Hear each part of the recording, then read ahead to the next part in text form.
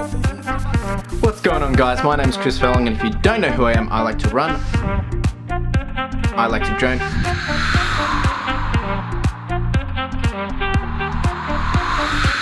and I like to film. Cheers.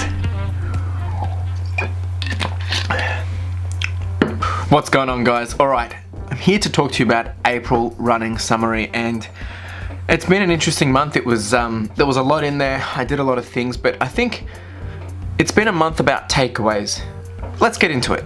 So April kicked off with a midweek morning run, and this was part of the Iconic Sports running challenge, and out at Albert Park in the city. It was a beautiful morning, actually. I was able to run around and just well, enjoy the morning. It didn't really get a sunrise, which I would have had loved to do a lot more, but can't complain here. It was good to be able to run with some different people, also with Carla, of course.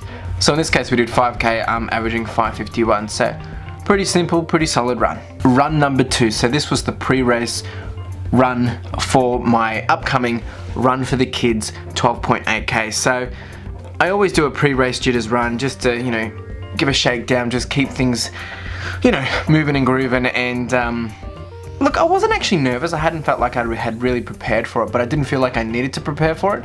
But I always do get this feeling that I need to follow my ritual before doing a race, whether it's just doing a 2k or just keeping the legs fresh the day before. So that's all this was. I basically got out and did just over 5k, averaging 5:23. So it was actually a pretty good run, considering I was racing the next day. So run number 3 was the Run for Kids, and this has started to become my favorite race each year. So since it was my first event I ever did a few years back, doing it on an annual basis now is definitely on my to-do list. And it was a bit of a shame that they changed the course from a 15k to a 12.8, because I was super keen to get back out there and actually, you know, get a PB. But I guess the best thing about being a new track, I was able to get a PB anyway. So this was 12.8k, did this with Carla.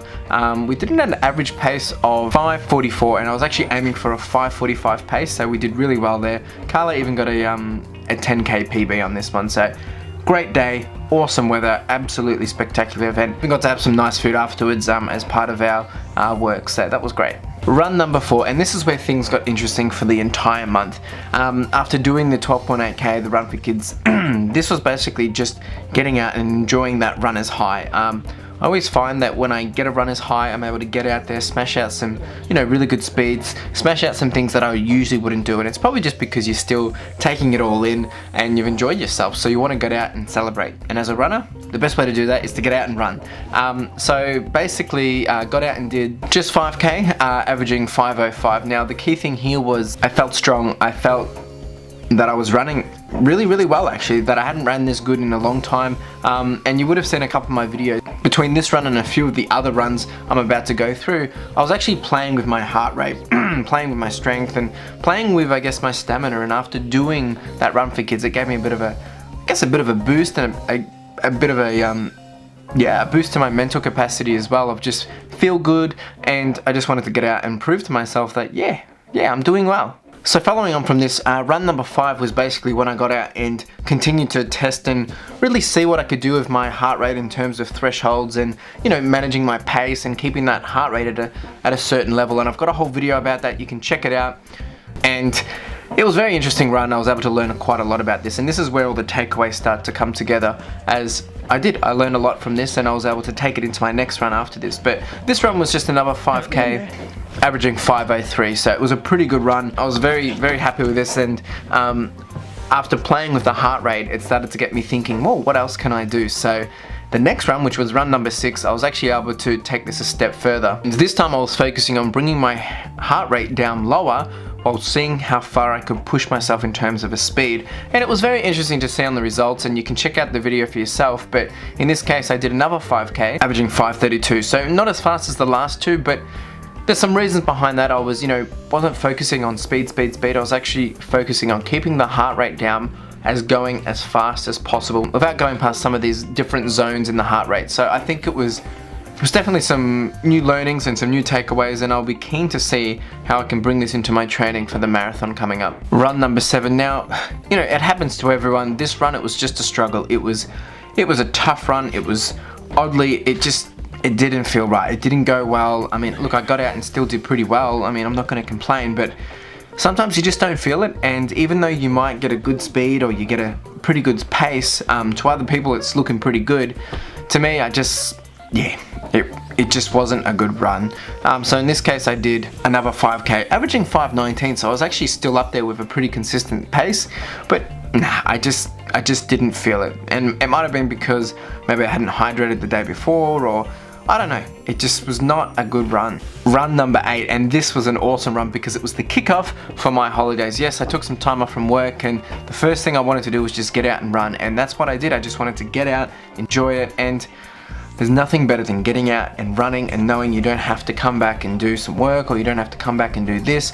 I was able to just come back, rest, relax, and just focus on my holidays. So this was another 5k. As you can tell, I'm doing a lot of 5ks, averaging 5:29, so pretty consistent with everything else. Run number 9, and this was another beautiful morning, out running with Carla. I love sunrise runs. It's always just absolutely love it. So getting out, getting this done, this was another 5k, once again averaging 6:07, so a little slower but not too bad.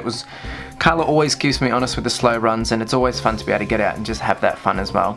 Run number 10, and look, I probably sound like a bit of a broken record at the moment, just another morning run, another 5k, and averaging 5 something. Well, in this case, yep, it was another beautiful morning, got out, had some fun, and that's what it was. It was another day, another run. So got out and did 5k with Carla. In this case, we averaged about 5:59, so just below that 6, which was quite nice. So there you go, another 5k done and dusted. But this one actually had a heart rate of 144, whereas all my other runs I've been averaging around the 150 mark. So this was an outlier. It was something different, and I don't know, something to think about. Run number 11, and this was the final run for the month, and it was probably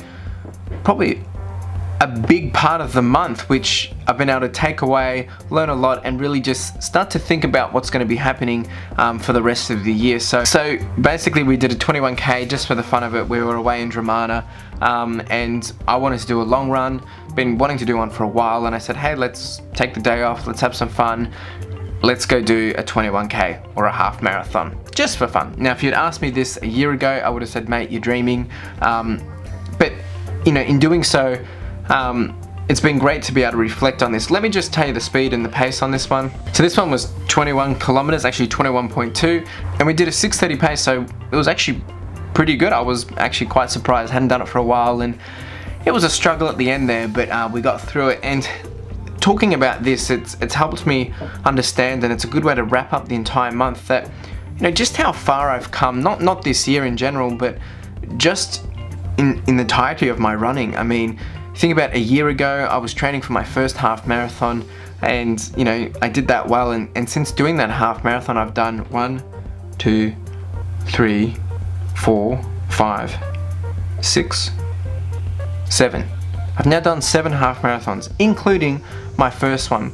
So, you know, and that's been since July. So in less than a year, in less than a year I've done more.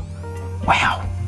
In less than a year I've done 7 half marathons, and it's taken me, you know, a good 3, nearly 4 years to build up to this point.